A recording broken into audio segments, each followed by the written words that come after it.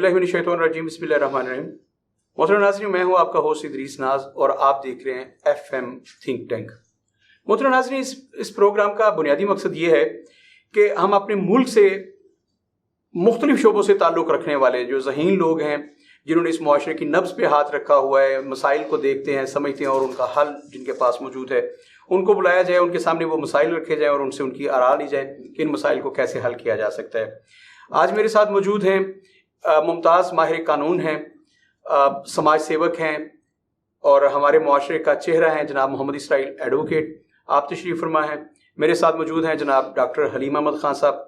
Doctor साहब का तारुफ भी बहुत तवील है। डॉक्टर साहब director Punjab council of the arts रहे और एक बहुत बड़ा विजन रखते हैं और पॉलिटिकली तो बहुत ज़्यादा जानते हैं। तो मैं दोनों अहबाब को खुश आमदीद कहता हूँ। सर, आप तशरीफ़ लाए। अच्छा सर, मैं आज आपके सामने एक मुकदमा रखना चाहता हूँ। मैं चाहता हूँ कि आप दोनों लायर भी हैं, डॉक्टर साहब ने भी लॉ ग्रेजुएट है, आप भी लॉ ग्रेजुएट है। अच्छा सर, पाकिस्तान की अवाम का मुकदमा है, वो आपके सामने पेश करना चाहता हूँ। बहुत लंबा नहीं जाते, हम 75 साल को यहाँ खोलना नामुमकिन होता है छोटे से प्रोग्राम में। सर, ये जो मौजूदा हुकूमत है हमारी इत्तेहादी हुकूमत, इमरान खान साहब का भी यही क्लेम है और वो भी बार बार यही इतराज़ करते हैं। इन्होंने महंगाई मार्च किया था इमरान खान साहब के खिलाफ। इन्होंने कहा था जी कि मुल्क में बहुत महंगाई हो गई, इमरान खान साहब महंगाई को कंट्रोल नहीं कर सके, इसलिए उनके पास कोई हक नहीं है कि वो हुकूमत करें। उन्हें 5 साल पूरे नहीं करने दिए गए। महंगाई मार्च होता है, उसके बाद फिर एक तब्दीली आती है, इमरान खान साहब को घर भेज दिया जाता है। लेकिन हैरान कुन बात कि जिस महंगाई मार्च को उन्होंने जवाज बनाकर इस हुकूमत को हटाया था, उसके बाद मुसलसल इन 6 महीनों में इतनी महंगाई हुई है कि पाकिस्तान की तारीख में 75 साल में इतनी महंगाई नहीं हुई। सबसे पहले मैं मोहम्मद इसराइल एडवोकेट साहब से पूछना चाहूँगा, सर आप इसके बारे में क्या कहते हैं? वो महंगाई मार्च कहाँ गया और शहबाज शरीफ साहब के वो दावे कहाँ गए जो वो महंगाई के खिलाफ किया करते थे? ना सब चीज़ें जिस तरह नज़र आ रही होती हैं ना, वैसे होती नहीं है। 2 लफ्ज़ होते हैं, हुक्मरानी, हुक्मरान, इक़्तिदार और मुक़्तदिर। जिनका आपने हवाला दिया ना, जिनको लफ्ज़ हुकूमत कहा गया है, ये कभी हुक्मरान होते ही नहीं। ये जो कर रहे होते हैं, ये इनके पास कोई इक़्तिदार नहीं होता, कोई पावर नहीं होती, कुछ भी नहीं होता, वो कहीं और होती है। अच्छा जी। तो ये सिर्फ जैसे आपने लॉन्ग मार्च का हवाला दिया, वो लॉन्ग मार्च हो या कोई भी हो या इनका कोई बयानिया हो, ना वो बयानिया होता है, ना ही वो इनकी कोई एक्टिविटी सरगर्मी उस मकसद के लिए होती है जो बयान की जा रही होती है। अच्छा जी। मकसद क्या होता है? मकसद ये होता है कि भाई जो मुरव्वजा हुकूमत है उसमें आके और अपने मुफादात, अपने से मुराद कौन? इलीट क्लास के मुफादात, हुक्मरान जो सियासी पार्टीज़ हैं, हुक्मरान जो ख़ानदान हैं उनके, उन सियासी जमातों के चंद ख़ानदान, उनके मुफादात, अवाम वहाँ कहीं नहीं होती।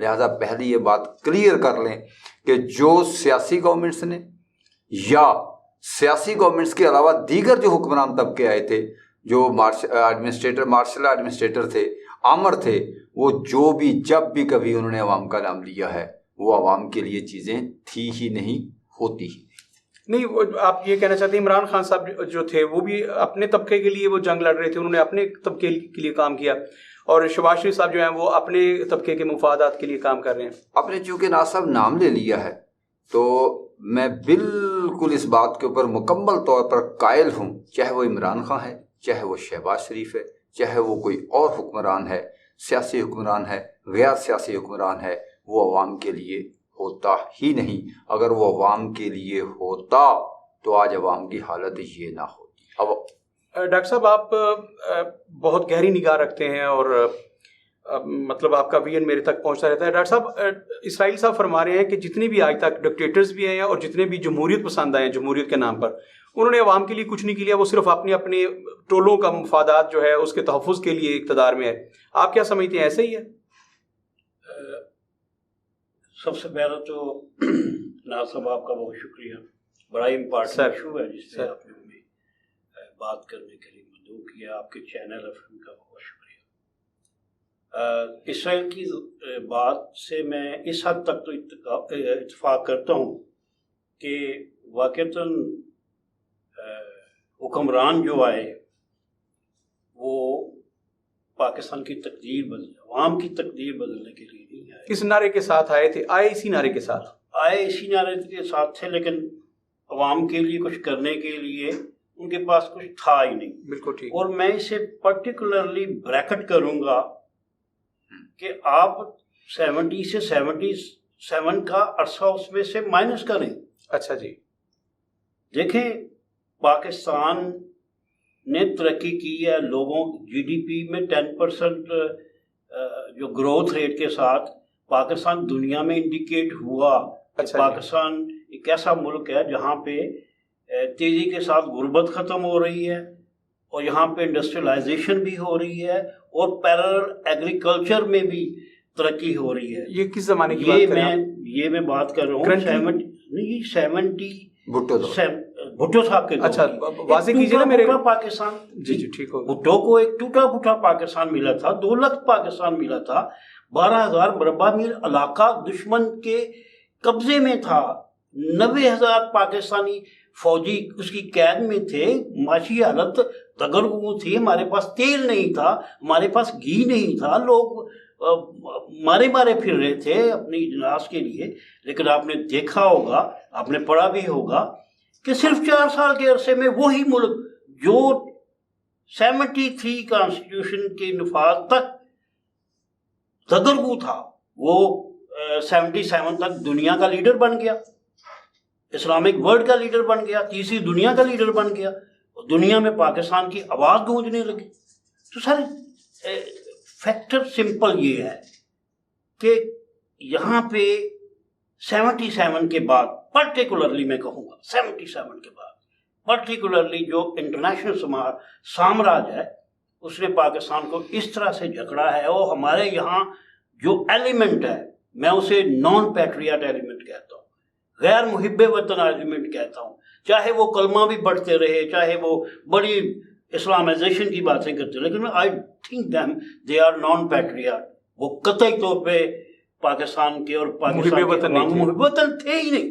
اگر وہ ہوتے تو 77 کے بعد اس ملک کو IMF کے چنگل میں نہ پھنساتے. نہیں ڈاکٹر صاحب میں عرض کرتا ہوں، محترمہ بینظیر بھٹو جو تھی وہ تو وارث تھی نا ذوالفقار علی بھٹو صاحب کے VN کی، تو وہ IMF کے پاس کیوں گئی؟ وہ اپنے بات کے مشن کو لے کے کیوں نہیں چلی؟ میں وہی کہہ رہا ہوں کہ دیکھیں اس لیے تو اسے کہا کہ یہ اس میں وہ کیڑا ہے جس کو بھٹو کا وہ کیڑا جو پیٹریاٹزم کا، نیشنلزم کا جو رومانس اس وطن کے ساتھ، اس غریب عوام کے ساتھ وہ انہیرٹ کیا ہوا تھا بی بی نے. یہی وجہ ہے کہ دو سال کے بعد اس کو چھٹی کروائی جاتی ہے، اور انہی 2 سالوں میں وہ کیا کرتی ہے، اس ملک کو میزائل ٹیکنالوجی دے جاتی ہے. اور کس طرح دے کے جاتی ہے یہ بھی ایک تاریخ کا حصہ ہے. دنیا نے کہا کہ یہ کیسے میزائل ٹیکنالوجی شمالی کوریا سے لے آئی ہے بی بی. اچھا سر اس کی سزا بھی اسے ملی ہے. سر بات یہ ہو رہی تھی بی بی کے بڑے جو کارنامے ہیں وہ ہمارے سامنے ہیں کہ محترمہ نے جو کچھ کیا. بات یہ ہو رہی تھی کہ ذوالفقار علی بھٹو صاحب نے صرف 4 سال میں، اور اس کے بعد آپ نے فرمایا کہ جیسے ہی وہ جاتے ہیں IMF کے چنگل میں ہم چلے جاتے ہیں. تو محترمہ نے ریکارڈ قرضے نہیں لیے. میں یہ پوچھ رہا تھا کہ ان کے پاس تو بھٹو کا VN موجود تھا، وہ IMF کے پاس کیوں؟ IMF کے پاس 85 کے نان پولیٹیکل جو الیکشنز تھے وہ لے کے گئے تھے. پاکستان نے کبھی بھی نالیوں کے لیے، گٹروں کے لیے اور سڑکوں کے لیے قرضے نہیں لیے تھے. لیکن یہ 85 کی نان پولیٹیکل گورنمنٹ جو ہے وہ لے کے گئی، پیٹرن میں ڈالا، اور ہماری جو GDP ہے وہ ریورس میں گئی. ہمارا جو ایسٹ ہے، جو ہمارے نیشنل ایسٹس تھے، انہوں نے اونے پونے بیچ کے تباہ کیا اس ملک کی معیشت کو. بھٹو کی جو معیشت تھی یا بھٹو دور کی جو معیشت تھی اس میں اس کا بہترین PIA کا سسٹم تھا، ریلوے کا سسٹم تھا، روٹی پلانٹ تھے، کلونی ٹیکسٹائل مل تھی، فرٹیلائزر مل تھی، فوجی فرٹیلائزر مل تھی، بے شمار دیگر. اور دیکھیں کہ اس بندے نے پبلک سیکٹر میں، یعنی پرائیویٹ نہیں، پبلک سیکٹر میں گروتھ کر کے بتایا ہے کہ ہم 10% GDP کے ساتھ گروتھ کر سکتے ہیں، اور کیا اس نے. لیکن بعد میں جب یہ دیکھا گیا کہ یار یہ تو ایگزامپل بنتا جا رہا ہے، یہ ملک دنیا میں ایگزامپل بنتا جا رہا ہے کہ 4 سال کی سٹرگل، دنیا کا لیڈر، ملک دنیا اسلام کا لیڈر، اور معیشت میں 10% کے ساتھ آگے، غربت ختم ہو رہی ہے. لوگ اس کے کہنے پہ دنیا کے ممالک جو ہیں دوسری بات نہیں کرتے، یس کرتے. تو پھر انٹرنیشنل جو سامراج ہے اس نے سازش تیار کی. یہاں وہ جس کی مٹھی میں دنیا کی وہ جو سیاست ہے، اس نے یہ بالکل کوشش کی کہ ایسی قیادت کو بھی ہٹایا جائے اور انہیں ایک ایسی ڈگر پہ ڈالا جائے کہ یہ ملک ترقی نہ کر سکے. یہ سب اس کا ہی نتیجہ ہے. آپ کہتے ہیں مہنگائی، بھئی یہ مہنگائی جو آج ہے، کیا اس میں عمران خان صاحب کا حصہ نہیں ہے؟ اس نے اس میں 90% حصہ ڈالا ہوا ہے، لیکن وہ کلیم نہیں، اس پہ بات ہی نہیں کرتا، عوام بات نہیں کرتی. اچھا اسماعیل صاحب، جیسے ڈاکٹر صاحب نے فرمایا کہ عمران خان صاحب کا 90% یا 99% حصہ ہے اس میں. دیکھیے پاکستان کے قرضے اس وقت 50,000 ارب روپے سے زیادہ ہیں، کوئی 55,000 ارب روپے کے لگ بھگ. اچھا سر، 55,000 روپے قرضے ہیں، اس میں سے صرف 20,000 ارب روپے جو عمران خان صاحب کے دور میں ہیں. یہ ایک ریکارڈ ہے کہ 75 سال میں ساری حکومتوں نے مل کے 30,000 یا 28,000 ارب روپے قرضے لیے، اور عمران خان صاحب نے صرف 3.5 سال، پونے 4 سال میں 20,000 روپے ارب کے قرضوں کا اضافہ کیا. تو آپ سمجھتے ہیں کہ ڈاکٹر صاحب درست فرما رہے ہیں؟ یہ نہ صاحب ایک روایتی اعداد و شمار کو سامنے رکھ کے تجزیہ کرنے والی بات ہے جو کہ نارملی کیے جاتے ہیں. ایسا نہیں ہے. قرضے لیے گئے، کس نے لیے؟ جو اقتدار میں تھے. 42 سال جو ہے نا غیر سیاسی قوتیں اقتدار میں رہی ہیں. اچھا جی. تو میں کوئی پولیٹیکل بات نہیں کرنا چاہوں گا. یہاں معاملہ اور ہے. معاملہ یہ ہے کہ ہمیں سیاستدانوں کو اس کے خلاف بات کر کے، اس کے خلاف بات کر کے ہمیں ادھر لگا دیا جاتا ہے اور معاملہ کہیں اور ہوتا ہے. اس کو سمجھنے کی کوشش ہی نہیں کی. سر سمجھائیے نا، ہم سمجھنے کے لیے بیٹھے. یہ سمجھنے کے لیے پھر یہ دیکھا جائے گا کہ وہ جو قرضے لیے گئے ہیں کس گورنمنٹ نے لیے، اور گورنمنٹ سے بھی علاوہ جو سامنے گورنمنٹ تھی اس کے ہاتھ کتنے آئے، اور جو پردہ نشین تھے اس کے ہاتھ میں کتنے. نہیں سر، عمران خان صاحب کے دور میں جو 20,000 ارب روپے کے قرضے لیے گئے، جی آپ کیا سمجھتے ہیں وہ عمران خان صاحب نے؟ عمران خان صاحب آتے ہیں اس میں جب اگر 73 سال عمر ہے نا، تو اس سے تقریباً 69 ایئرز پہلے سے یہ معاملہ گزر چکا ہوتا ہے. تو جو پیچھے سے معاملہ جو بھی حکمران آئے گا اس نے پچھلی کنٹینیوٹی کو آگے لے کر چلنا ہوتا ہے. فرض کرو اگر وہاں پر معاملات اتنے گمبھیر ہو گئے ہیں، جو پیچھے جو قرضے لیے گئے تھے، اور وہ قرضے لینا کوئی کام نہیں ہے، کوئی غلط کام نہیں ہے. معاملہ یہ ہے کہ جو 69 ایئرس میں جو قرضے لیے گئے وہ ملک پر نہیں لگے. جب وہ نہیں لگے تو اب عمران خان ہوتا یا کوئی بھی ہوتا، وہ یہی کچھ ہونا تھا. ہمیں پولیٹیکلی کسی کو بلیم نہیں کرنا چاہیے، ہمیں اصل حقائق کی طرف سامنے آنا چاہیے، اصل حقائق کی بات کرنی چاہیے. میں عمران خان کا نہ حمایتی یا اس کا مخالف، میں کسی پولیٹیکل بندے کا یا اس کے نہیں، حقائق کی بات ہے. اور حقائق یہ ہیں کہ قرضے لیے گئے. آج تک کیا کسی اینکر نے، کسی پروگرام نے یہ ڈیٹا پیش کیا کہ کب کس نے قرضے لیے اور وہ کہاں کہاں لگے تھے؟ اچھا، جو لگے تھے وہ آتے ہیں اعداد و شمار میں، اور اعداد و شمار میں ہوتی ہے بلنگ، اور بلنگ ہوتی ہے فیک. وہ صرف اس کو ایڈجسٹ کا معاملہ کہیں اور ہے. وہ تو پیسے کہیں کے کہیں جو ہے نا لوگوں کے پرسنل اکاؤنٹس میں یا پرسنل ان کے کھاتوں میں، ان کے چاہے وہ کوئی باہر ان کی جائیدادیں ہیں یا ایسٹس ہیں، وہ بنے. اور وہ دیکھنا پڑے گا اچھا کس کے اس میں قرضے جو ہے نا وہ کھائے کس نے زیادہ؟ جس کے ہاتھ میں اقتدار تھا، طاقت تھی. اور وہ جن کے ہاتھ میں طاقت تھی ان کا آج کوئی نام بھی نہیں لے سکتا. آپ بھی، میں بھی، ڈاکٹر صاحب بھی دوسرے لمحے مسنگ پرسن ہو جائے گا. سر یہ کون سے لوگ ہیں ڈاکٹر صاحب جن کا یہ ذکر کر رہے ہیں؟ میری سمجھ میں نہیں آیا. اتنے طاقتور لوگ ہیں کہ ان کا نام نہیں لیا جا سکتا، اور سارے قرضے لیے پولیٹیکل پارٹیز میں، لیکن کھا کوئی اور لوگ ہیں. وہ کون سے لوگ ہیں جن کا یہ ذکر کر رہے ہیں؟ سر ان کا نام لینے میں حرج بھی نہیں ہے، لیکن میرا کہنا یہ ہے کہ جب پولیٹیکل لیڈرشپ سٹرونگ ہوگی تو پھر وہ لوگ اتنے دیکھیں بھٹو کے خلاف 4 بغاوتیں ہوئی تھی. اچھا جی. 4-5 سالوں میں، لیکن وہ تو پتہ نہیں باز آیا تھا. اس نے کسی کے ساتھ ڈیل بھی نہیں کی تھی، وہ تو نہیں چکا تھا. یہ ہماری پولیٹیکل پارٹیز اور پولیٹیکل لیڈرشپ میں بھی یہ خامی ہے کہ وہ کیوں نہیں ایمفیسس کرتے کہ بھائی تمام ادارے جو جنہیں یہ خفیہ ہاتھ کہتے ہیں، یا عمران خان تو بڑے پہلے نیوٹرلز کہتے تھے، کبھی امپائر کہتے تھے. چلو جی، میں تھوڑی سی آپ کی بات کو کلیئر کرتا ہوں کہ پولیٹیکل لوگ بیچارے کتنے مجبور ہوتے ہیں. ایک پولیٹیکل پارٹی نے اپنا ایک بیانیہ بنایا، ووٹ کو عزت دو. اس کے پیچھے اس کا ورکر اس بیانیے کے اوپر اپنی جان دیتا تھا. اس لیے جان دیتا، وہ سمجھتا تھا اصل مسائل کی روک کی جڑ یہ ہے، اس کے اندر اس کا حل ہے. اور پھر جس ادارے کے بھی نہیں، جن لوگوں کے خلاف اس ادارے کے چند ان جو پوزیشن ہولڈر تھے، جو عہدے دار تھے، بڑے رتبوں پر تھے، ان کے خلاف وہ بیانیہ بنا تھا. اور جس نے اپنا یہ بیانیہ بنایا، جس کے اوپر بقا تھی سیاسی اس پارٹی کی، اور جب ان کو ووٹ دینے کی باری آئی تو اسی پارٹی نے اسی اپنے ہی بیانیے کو رو رو کر ختم کر دیا تھا، اور ووٹ اسی کو دیا تھا جس کے خلاف اس نے بیانیہ بنایا تھا. بات تو بہت صاف ہے، ایسی بات نہیں ہے کہ لوگوں کو اس کی سمجھ نہیں ہے. ہاں، ہوتا کیا ہے کہ ایکچولی جتنے پروگرام ہو رہے ہوتے ہیں یا جب بھی ڈیبیٹ ہو رہی ہوتی ہے، وہ نا ایک پارٹی کی دوسری پارٹی کے خلاف بات کر کے اور وہ آپس میں لڑ پڑتے ہیں اور اصل حقائق چھپ جاتے ہیں. اچھا ڈاکٹر صاحب، میں اور کنفیوز ہو گیا. جی کر دوں بعد میں آپ کی قطع کلامی معاف چاہتا ہوں. پاکستان کی ہسٹری دیکھ لیں سر، جن کے خلاف کہا گیا ووٹ کو عزت دو، انہوں نے پارٹی بنائی، انہوں نے مینوفیکچر کیا، نرسری میں پالا.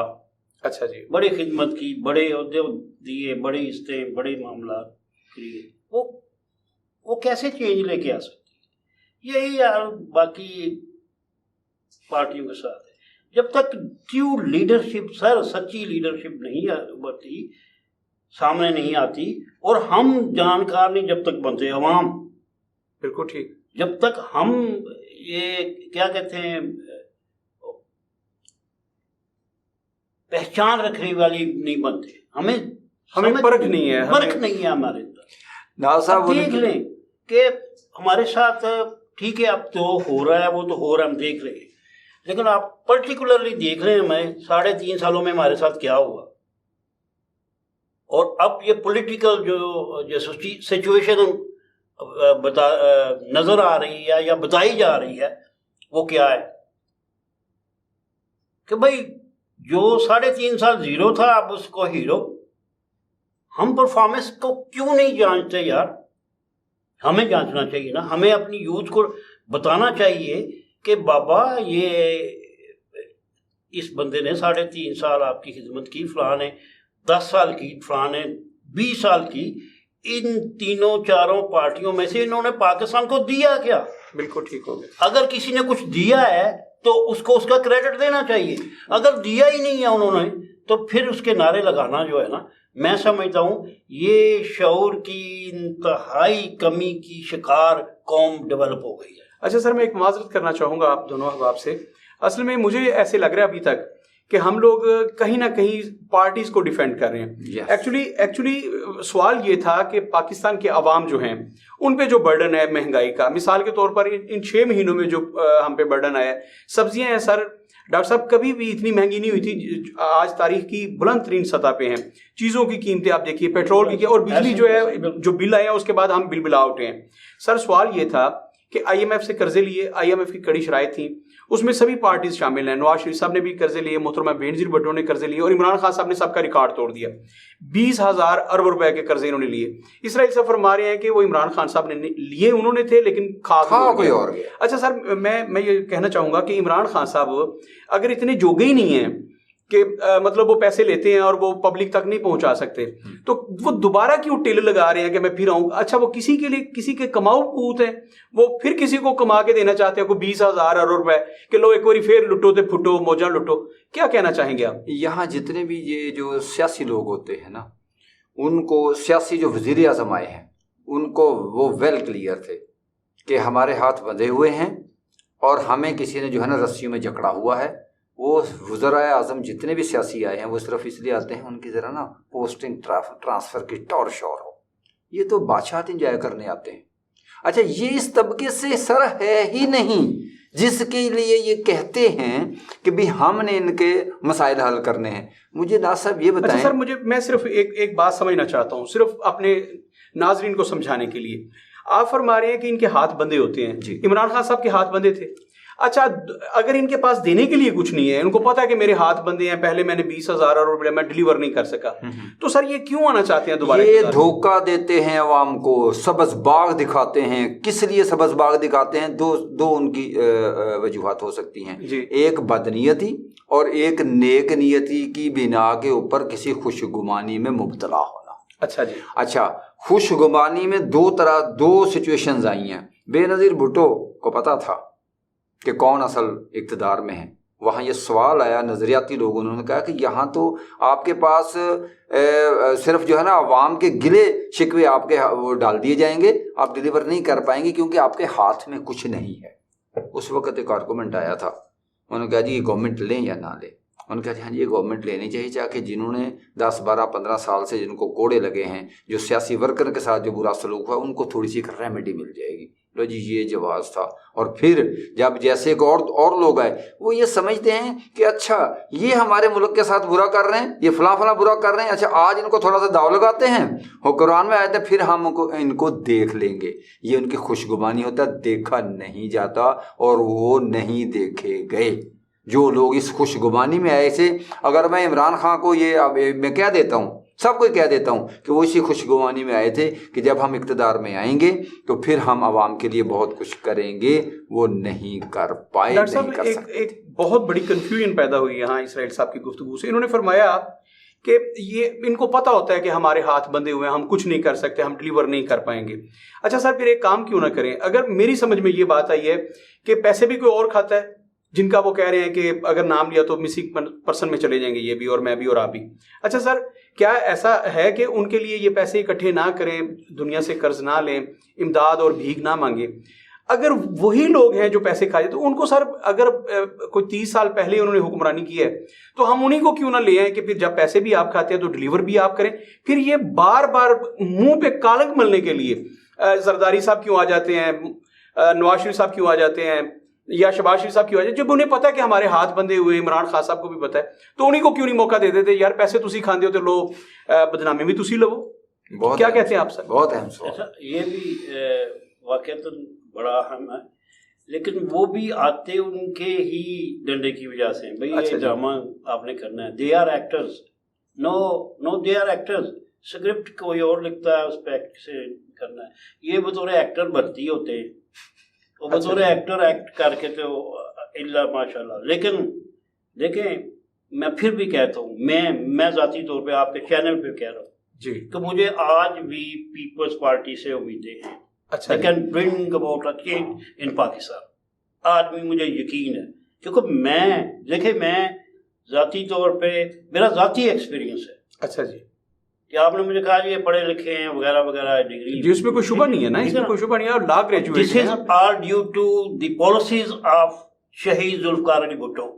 میرا باپ تو ایک مزدور تھا، بالکل ٹھیک، وہ دیہڑی دار تھا، وہ صبح سے لے کر شام تک کام کرتا تھا، گھر آتا تھا، اور ہمارا سارا نظام جو ہم سب لوگ جو ہیں اسی کلاس سے ہیں ہمارے. بھائی we are the product of Shaheed Zulfiqar Ali Bhutto policy. ہمیں مطالبہ کرنا چاہیے. آج ضرورت ہے، غریب غربت اور امارت میں بہت فرق آ گیا ہے. ہم کیوں مہنگائی کی بات کرتے ہیں؟ ہم کیوں نہیں کہتے بھئی ہمیں مہنگائی سے غرض نہیں ہے، ہماری قوت خرید بڑھاؤ. مجھے یہ پتا ہے کہ جب میں نے نوکری کی تھی میری 1700 روپے پہلی تنخواہ تھی، اور 1700 میں سے ایک ماہ میں 500 روپے کی بچت میں سیونگ کرتا تھا. 1700 میں سے ہر مہینے 500 روپے بچت، یعنی میری پیئنگ کیپیسٹی تھی اتنی. بھئی why we are not talking on this issue کہ بھئی ٹھیک ہے جی آٹا بے شک 100 روپے کلو اب تو 200 روپے کلو ہو گیا، 200 روپے کلو بیچو، 500 روپے کلو بیچو. لیکن ایک عام مزدور کی ہمت ہونی چاہیے، اس کی فنانشل پاور اتنی ہونی چاہیے کہ وہ خرید سکے. یہ تو اسٹیٹ کی ذمہ داری، بالکل ہاں ریاست کی ذمہ داری ہے. دنیا میں ہوتا بھی یہ ہے، پوری دنیا میں ہوتا ہے. امریکہ میں مہنگائی نہیں ہے، لیکن امریکہ کا شہری جو ہے وہ مہنگائی کا رونا نہیں روتا، کیونکہ اسے پتہ ہے کہ اگر میں بے روزگاروں کو پہلے $500 ملتا تھا ویلفیئر، اب میرا تو 650 ہو گیا. بالکل ٹھیک، ریاست اس کی کفالت کر رہی ہے. بالکل ٹھیک. تو بابا یہ کیوں نہیں کیا جا سکتا ہے؟ کیا جا سکتا ہے، ہمارے اندر پوٹینشیل بھی ہے. ہم دنیا کی امداد کے بغیر کھڑے ہو سکتے ہیں، اتنا پوٹینشیل ہے اس ملک میں. لیکن اس کے لیے جدوجہد بھی ایک فیکٹر ہے. لیکن اچھی لیڈرشپ کو لے کے آئیں پہلے. وہ کہاں سے لانی ہے ڈاکٹر صاحب؟ وہ کہاں سے لانی ہے؟ انہی میں سے ہی آئیں گے، آئیں گے تو انہی میں سے. لیکن آپ کو فرق محسوس کرنا پڑے گا. دیکھیں یہاں کہتے ہیں نا یہ انہی کے لائے ہوئے، ہم بھی بعض کا کیا دیتے ہیں، لیکن پیپلز پارٹی اور دیگر پارٹیوں میں تھوڑا سا فرق رکھ لینا چاہیے. یہ شاید اتنے تابع دار نہیں ہیں جتنا عمران خان تھا یا نواز شریف اینڈ کمپنی یا کاف لیگ یا جیم. کاف لیگ والے تو کہتے ہیں نا جی کہ ہم ان کے سب سے وفادار ہیں، ان کا تو کلیم ہے. آج بھی کوئی ڈکٹیٹر آ جائے وہ 10 سال کے لیے کہ انہیں دے موقع یار. دیکھیں زرداری کی ٹوٹی پھوٹی گورنمنٹ نے آپ کو 18ویں ترمیم دی، آپ کو سی پیک دیا، آپ آج بھی پڑی ہوئی ہے گیس پائپ لائن. دیکھیں کتنا عرصہ ہو گیا ہے، یہ کارنامہ ایران کے بارڈر پہ پڑی ہوئی ہے. ہم آج ادھر گیس کا بحران دیکھ رہے ہیں. گیس کا بحران ہے ہمارے، بالکل ایسی ہے. کیوں ہے؟ بجلی کا بحران ہے. بجلی کا بحران ہے. غیر اعلانیہ لوڈ شیڈنگ رات سے پھر شروع ہو گئی ہے. دیکھیں ایک ویک پارٹی، سمجھ لیں ویک پارٹی نے اگر یہ کر دیا ہے، سی پیک اسے ٹیک اپ کیا، 350 کے قریب دورے ہیں سر جی، ڈیم بھی بنائے چھوٹے چھوٹے بلوچستان میں، حقوق بلوچستان کے حوالے سے بنے، ادھر اتنی انویسٹمنٹ انہوں نے ڈالی کہ لوگ خوشحال ہو جائیں. اور پاکستان کیا پورے جنوب مشرقی ایشیا میں سب سے زیادہ اچھا پیارا اور صحت افزا پھل ہمیں بلوچستان دیتا ہے. بالکل ایسے ہماری اکانومی کی اسٹرینتھ یہ ہے کہ ہم 100 روپے کلو کا سیب کھا رہے ہیں. گورے کو تو یہ سیب ملتا نہیں ہے وہاں پہ، مالا مال ہے ہم مالا مال ہے. نا صاحب آپ کا جو سوال تھا نا کہ آخر اس مہنگائی کا اور اس کا ذمہ دار کون ہے، تو یہاں پر ایک چیز ہوتی ہے نا کہ جو اصل چیز ہے اس سے لوگوں کی توجہ ہٹا دی جائے. جی اچھا توجہ لگا کدھر دی ہے؟ لگا ادھر دی ہے جی اس کا ذمہ دار پیپلز پارٹی، پیپلز والی کہہ رہے ہیں نون لیگ کہہ رہی ہے عمران خان کہہ رہا فلاں اور فلاں اور فلاں. بالکل کوئی ذمہ داری لینے کو تیار ہی نہیں. یہ ذمہ دار ہیں، لیکن دیکھنا پڑے گا ان کی ذمہ دار کتنے پرسنٹ کے ہیں. بالکل وہ اتنے پرسنٹ کا ذمہ دار ہے جتنے پرسنٹ اس کے ہاتھ میں اقتدار تھا. یہ بڑی عجیب سی بات ہے. میں خود سیاسیات کا طالب علم ہوں، آپ لوگوں سے سمجھنے کی کوشش کرتا رہتا ہوں، لیکن میرے لیے یہ نئی بات ہے کہ ان کے ہاتھ میں کچھ بھی نہیں ہے اور یہ ٹل لگا رہے ہیں کہ ہمیں پھر اقتدار دیا جائے. یہ بڑی حیران کن بات. اچھا یہاں پہ مجھے ڈاکٹر صاحب جو لگا آپ جیسے دانشوروں کی گفتگو سننے کے بعد، کہ اس مہنگائی کے ذمہ دار نہ تو عمران خان صاحب ہیں، اس مہنگائی کے ذمہ دار نہ تو نواز شریف ہیں، نہ آصف علی زرداری ہیں، نہ ہی شہباز شریف صاحب ہیں. اس کے ذمہ دار میں اور پاکستان کے عوام ہیں. اسے تو یوں لگ رہا ہے جیسے ہم لوگوں نے مہنگائی کی ہے. نہیں ایسا نہیں. اچھا ایسا ہرگز نہیں. میں اپنے الفاظ کو دہراؤں گا کہ جتنے ان کو 100% ذمہ دار پینٹ کیا جا رہا ہے، یہ 100% ذمہ دار نہیں ہے. ان کی پرسنٹیج کم ہے. یہ ذمہ دار یقیناً ہے، عوام ذمہ دار نہیں ہے. تو کون ہے پھر؟ وہ مطلب نام لے لیں آپ میں 6% نہیں جاتے. مہنگائی میں ایک ایلیمنٹ یہ بھی ہے گورننس کا ایشو. اچھا گورننس کا ایشو.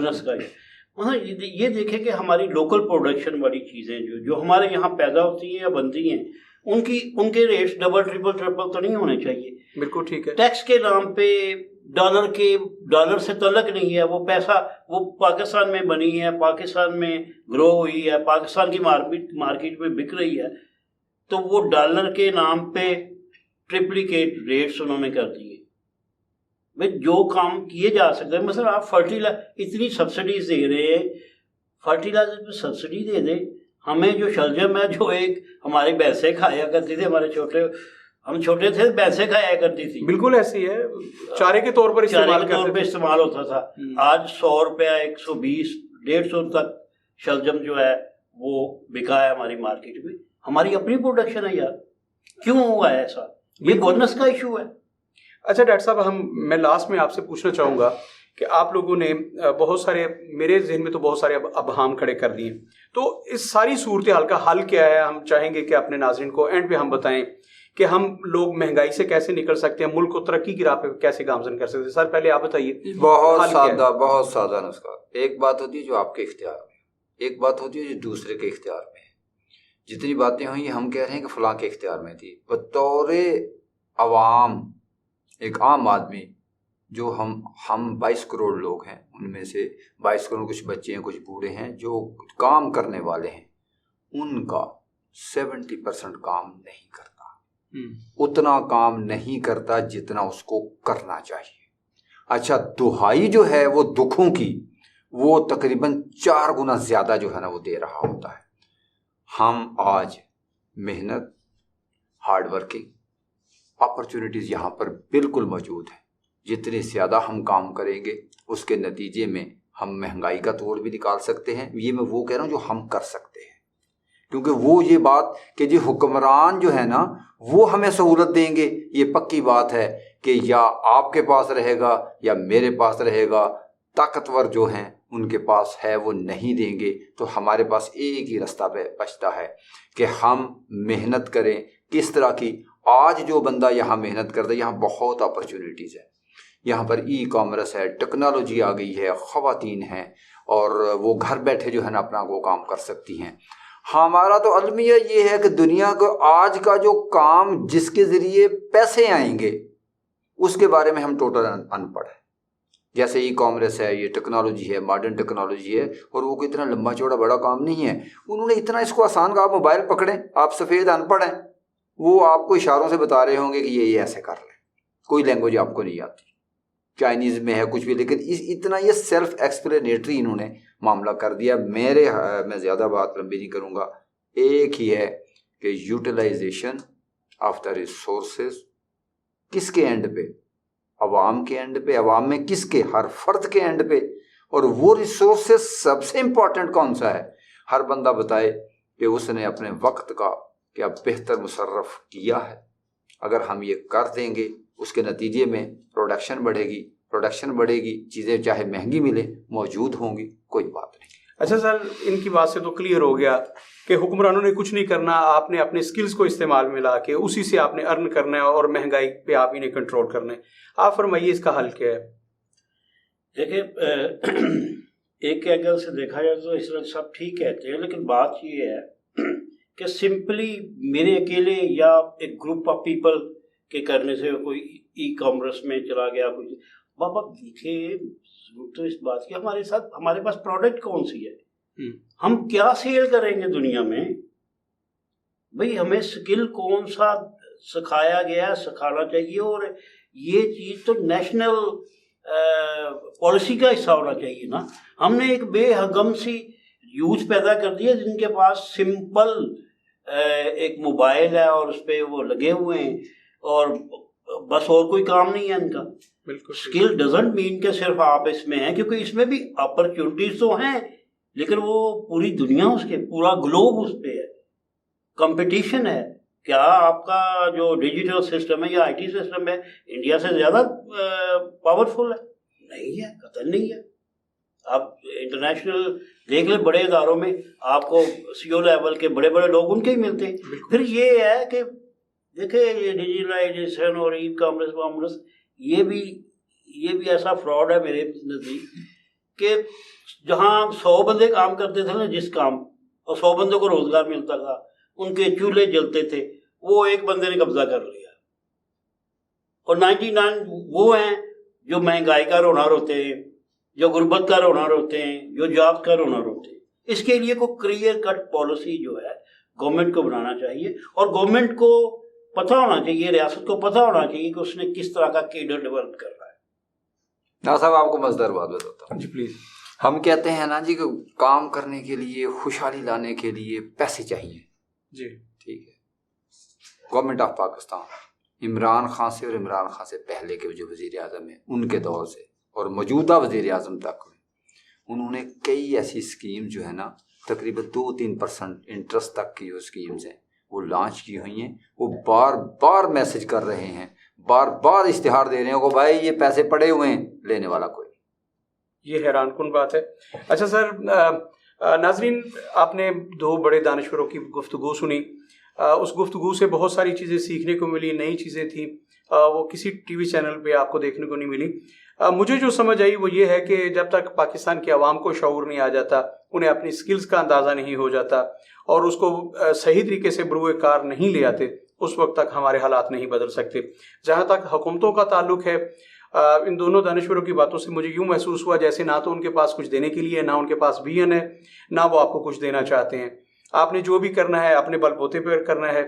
امید ہے کہ اگلے پروگرام میں ہم اور بھی بہت کچھ سیکھنے کو ملے گا ہمیں. اب تک کے لیے اتنا ہی، اجازت دیجیے. انشاءاللہ تعالیٰ اگلے پروگرام میں ہم نئے دوستوں کے ساتھ بیٹھے ہوں گے اور ہم پاکستان کے مسائل کا حل تلاش کریں گے. اپنا بہت سارا خیال رکھیے گا. اللہ حافظ.